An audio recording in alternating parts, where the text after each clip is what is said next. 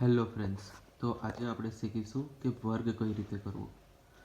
તો પહેલાં તો આપણે 5ના વર્ગ વિશે શીખીશું કે કોઈ પણ સંખ્યાનો એકમનો અંક 5 હોય તેવી સંખ્યાનો વર્ગ કઈ રીતે કરવો.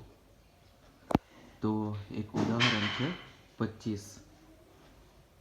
તો 25નો જ્યારે વર્ગ કરવાનો હોય તો સિમ્પલ છે કે આ 25 છે, જેવાથી 25ના ડાયરેક્ટ લખી દેવા અહીંયા 25, અને જે આગળનો અંક હોય, ધારો કે 2 છે તો 2ના જે આગળનો અંક હોય એના સાથે ગુણાકાર કરવો.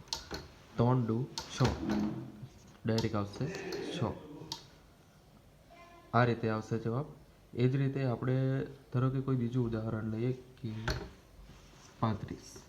હવે જો 35નો વર્ગ કરવો હોય તો ડાયરેક્ટ લખવું, આ 25 છે તો 5ના જગ્યાએ તો 25 જ આવશે, બરાબર. અને 3 સાથે ગુણાકારમાં 4 આવશે. 4 તારીખ 12, જવાબ આવશે 1225. એ રીતે જ્યારે હવે કે આ તો 2 સંખ્યા થઈ ગઈ, મતલબ કે 3 અંકની સંખ્યા હોય તેનો વર્ગ કરવા માટે આ રીતે થશે કે 125નો વર્ગ હવે આપણે કરીશું કે 5 તો આ 5ની જગ્યાએ તો 25 આવી જ જશે. હવે 12ના સાથે ગુણાકારમાં 13 આવશે.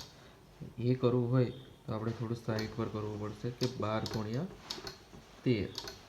હવે 2 સંખ્યાનો 0 આવશે, 1 2 1, 3 દુ 6, 3 દુ 3, અહીંયા આવશે 6, સરવાળો થશે 3 ને 2 5 ને 1 156, અહીંયા જવાબ આવશે 106. આ રીતે થશે.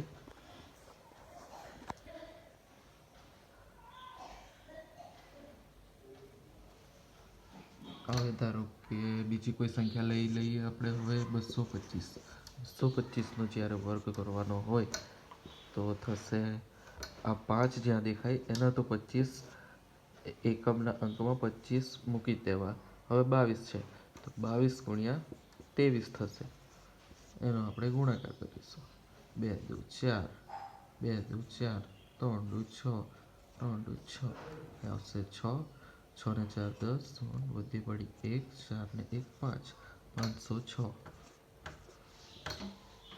506 25, આ આવશે જવાબ 225ના વર્ગનો. આવી જ રીતે કોઈના પણ 5નો વર્ગ કરવાનો હોય તો આ રીતે થશે. એકમનો અંક જેનો 5 હોય એ સંખ્યાનો